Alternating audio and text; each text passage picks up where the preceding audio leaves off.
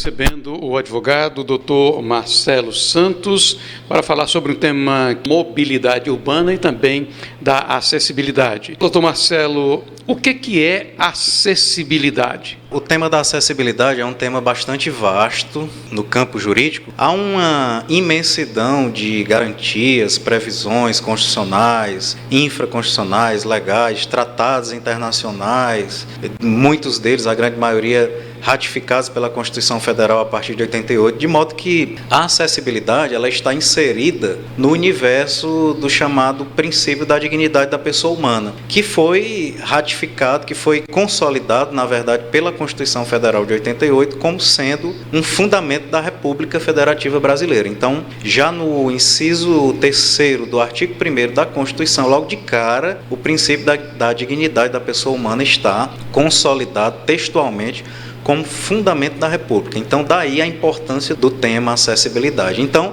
a Constituição Federal, obviamente, ela traça as diretrizes gerais e o Estado brasileiro, através de suas subdivisões, todas as esferas, federal, estadual, municipal, fica encarregado o poder público, a administração pública, de estabelecer políticas públicas de acessibilidade, de mobilidade social. A acessibilidade também está incluída nesse contexto da mobilidade social.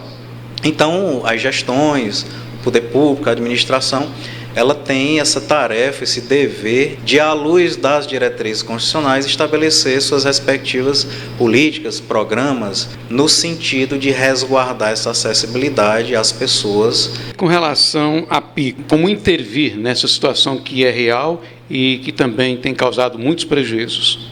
Ivan, nós pegamos o gancho aí da Semana Santa, inclusive, que ainda está recente. Nós tivemos a curiosidade até de observar como seria essa dinâmica do fluxo de pessoas durante as procissões, especialmente ali na Avenida Getúlio Vargas, principal via de acesso da cidade de mobilidade. Nós ficamos um pouco assustados quando vimos, até em função da quantidade, do volume de pessoas, na Avenida Getúlio Vargas em especial, especialmente naquele trecho entre a Igrejinha do Sagrado Coração de Jesus e a Praça Félix Pacheco, um sobe e desce de calçadas, estruturalmente falando, uma montanha-russa, uma coisa assim bastante absurda. As calçadas, o chamado passeio público, é para os pedestres, preferencialmente.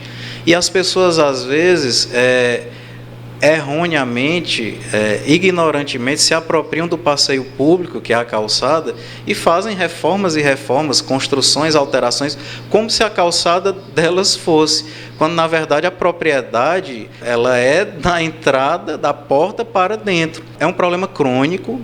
Aqui em Picos isso chama muita atenção, e durante as festividades, as procissões da Semana Santa, a gente teve a oportunidade de ver isso, as pessoas tropeçando, algumas pessoas até caindo mesmo, aquela situação de sobe e desce. Então, isso é uma questão que chama a atenção e é necessário da parte da sociedade, do poder público, à luz do que nós já dissemos aqui do ordenamento jurídico, da Constituição, uma atenção especial nesse sentido.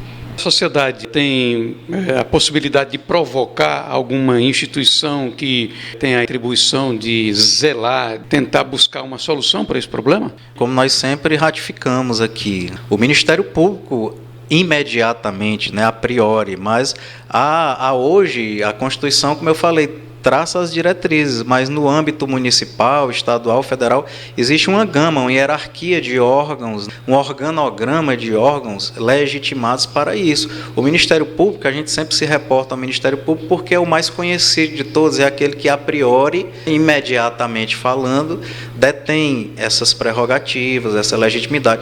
Doutor Marcelo, o que o senhor destacaria dentro da previsão legal, aquilo que poderia ser campado pela sociedade? Como eu falei, o disciplinamento, a normatização relativa à acessibilidade é ampla. Na própria Constituição da República, no artigo 224, está dito que a lei, a normatização, e aí quando se diz lei, pode ser a lei ordinária, pode ser qualquer outro instrumento normativo à luz da Constituição, que siga os princípios e diretrizes constitucionais. Diz que a lei disporá, conforme a realidade de cada local, sobre a adaptação dos logradouros, dos edifícios de uso público e dos veículos de transporte coletivo atualmente existentes, a fim de garantir acesso adequado às pessoas portadoras de deficiência, conforme disposto no artigo 227, parágrafo 2º, que, por sua vez, diz que a lei disporá sobre normas de construção de logradouros e dos edifícios de uso público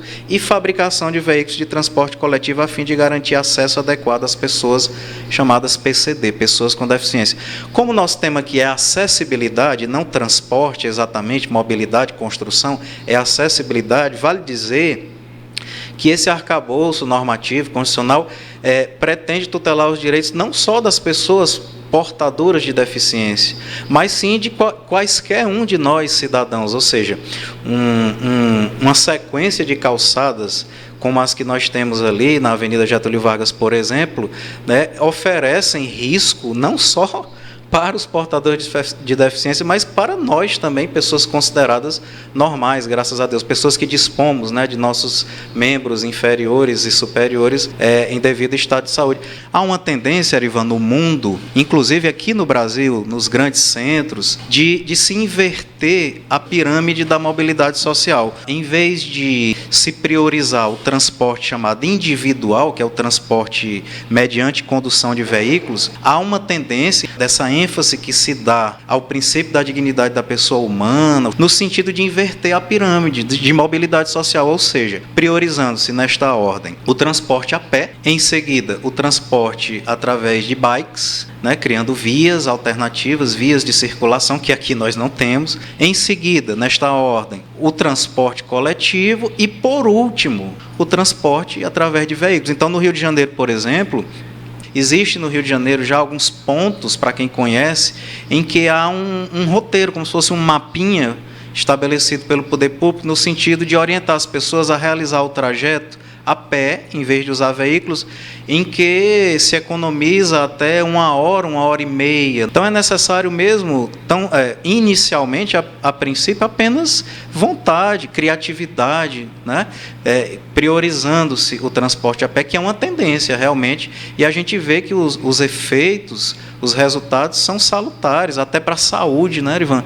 A própria saúde, caminhar, né, trabalhar a circulação, o trabalho aeróbico, né, a caminhada, enfim. E aqui em Picos, especialmente, o melhor da caminhada é o trajeto, a gente encontrar pessoas e pessoas, né, queridas, e trocar aquela ideia. Há uma gama de vantagens, de resultados favoráveis para a saúde física, mental.